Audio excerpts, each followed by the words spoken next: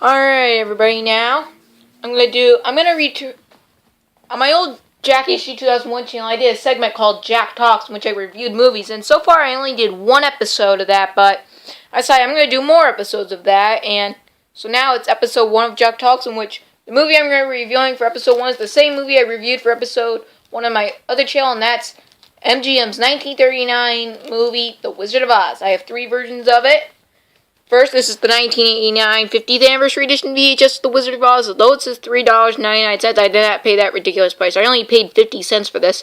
Got this at the Salvation Army thrift store in North Kings Island back in September. See, here's the spine. Unfortunately, this spine is somehow faded. The top, the other spine, on this one, the spine is not faded. In the back, it says the greatest fantasy film of all time. Anyway, I don't know if there are any previews on this tape or not.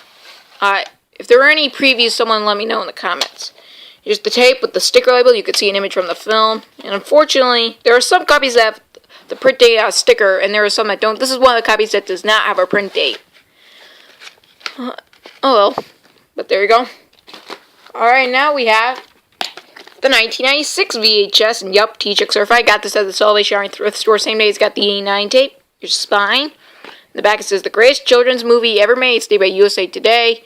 The Wizard of Oz is a 4 genuine American classic stated by Leonard Maltin, and one of the world's most beloved films stated by Cinnamon Motion Pictures. Motion Picture Guide. I don't know what previews are on this tape because I haven't put it in yet. Let's see, here's the tape with the sticker label. All it does right here, be kind, please be Ryan, Warwick Public Library. I'm assuming it's supposed to be a former video rental to there. And the print date is July 23rd, 1996. Okay, and the last version I have this is the version of Wizard of Oz I've had.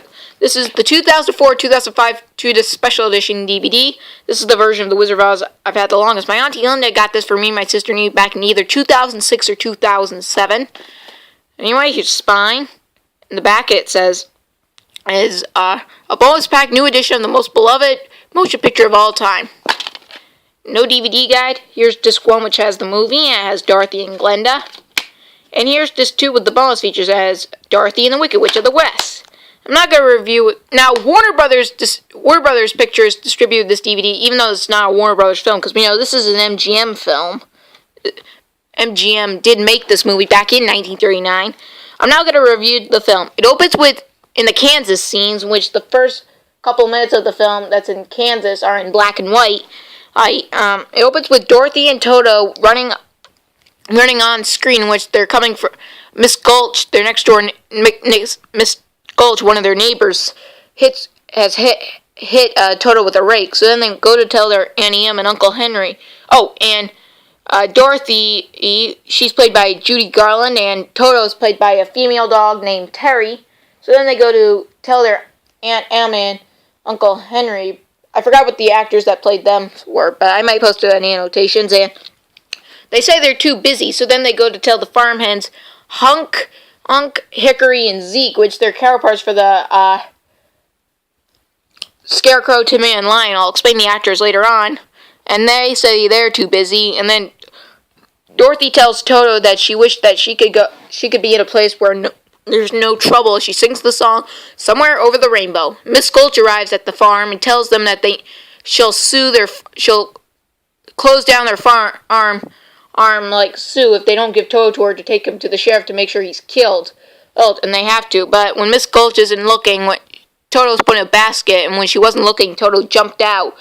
And Dorothy and Toto decide to run away, and they bump into Professor Marvel, who's played none other than Frank Morgan. He also has a few other appearances in the film, which I'll explain later. He's played by Frank Morgan, and he can tell your past, present, and future, and he tells Dorothy that Auntie Em is sick. So then Dorothy runs back home with Toto. Of course, then a big storm comes, and then she goes inside. Then a window knocks her. The window flies off and then knocks her out.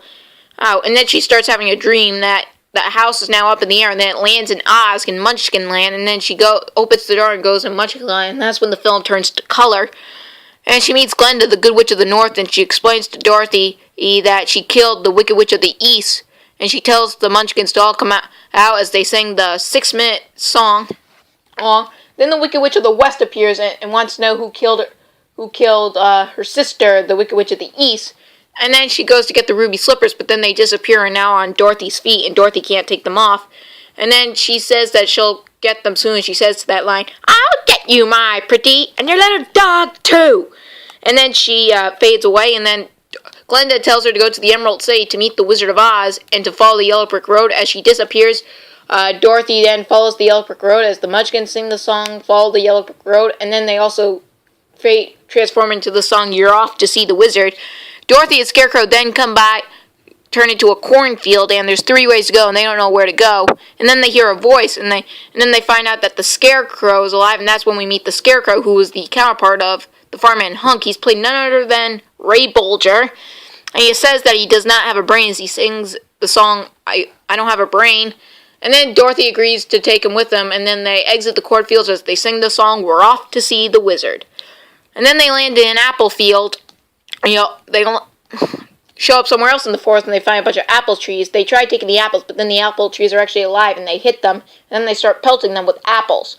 And then but then, luckily, they were able to catch the apples they threw, and then Dorothy finds a man made out of tin, and then, the Tin Man is like, and he's saying oil can, so they make him come to, so then they use the oil can, and then Tin Man can talk again. He's the counterpart from the farmhand Hickory. He's played none other than Jack Haley. He was originally going to be played by Buddy Epson, but then Buddy Epson was allergic to the makeup they use, so he was in the hospital for a few months recovering, and then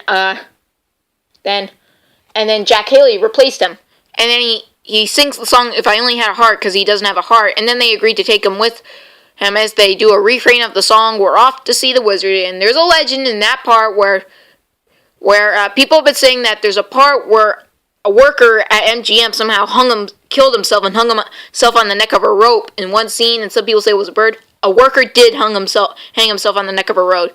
And then they land in a dark forest as they keep saying lions and tigers and bears oh my, and then they find a lion, and then they learn that he doesn't have any courage, so then they agreed to take him with him, and he sings the song If I Only Had the Nerve, and then it fades into a refrain of the song We're Off to See the Wizards. The witch then is spying on them through a crystal ball, and she's with a monkey, which they don't say his name in the movie, but he's credited at the end. The monkey's name is Nico, and then she does this thing to put poppies in front of Emerald City to stop them, and it puts Dorothy, Toto, and and they meet the Cowardly Lion, which the Cowardly Lion is a counterpart for the farmhand Zeke. He's played none other than Bert Lahr. Oh, and the Wicked Witch of the West is the counterpart for Miss Gulch. She's played by Margaret Hamilton. And then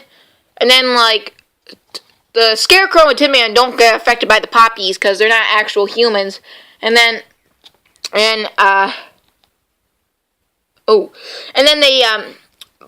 Glenda saves them from a snowstorm, and then they go into Emerald City as the song on Optimistic Voices starts, and then they go up to, the witch then leaves her castle and goes to the Emerald City, and they show up at the door, and the doorman appears, in which that's Frank Morgan's second appearance, and then they go inside, and then they meet a Cappy Man, who's also played by Frank Morgan. He shows them the horse of a different color.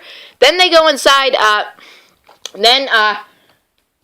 the witch arrives, and she uses her broom and puts the text, Surrender Dorothy. So then they go up to see the wizard, and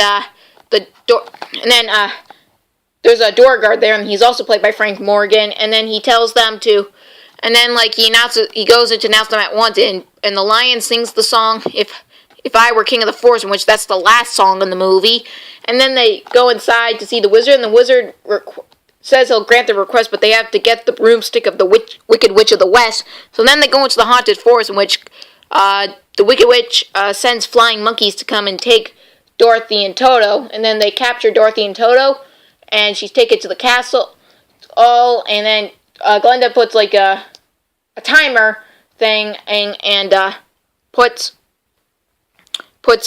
and that says that's how long till Dorothy is alive, as long as she stays in that room. But Toto was able to escape and gets the Tin Man, Scarecrow, and Lion. And then they go into the witch's castle, and there's the Winky Guards, and then he steals their costumes. They steal the Winky Guards' costumes, and they go up and rescue Dorothy. Just as the hourglass is about to empty and Dorothy's about to die, they're able to break the door open, and Dorothy got out just in time. And then they're about to leave, but then the witch stops them. And then they all run away, and then they chase each other, and then they're trapped in the kitchen, and the Wicked Witch sets the Scarecrow on fire, but then Dorothy throws a bucket of water to stop the fire, gets on the witch, and then she melts. And then the Wiki guards are happy because they were enslaved by her, and then they take the broom, they go back to the Emerald City. They realize the wizard is actually a human, and he's played by, he's also again played by Frank Morgan, and then he tells them, he grants the Scarecrow to Man Lion's request, but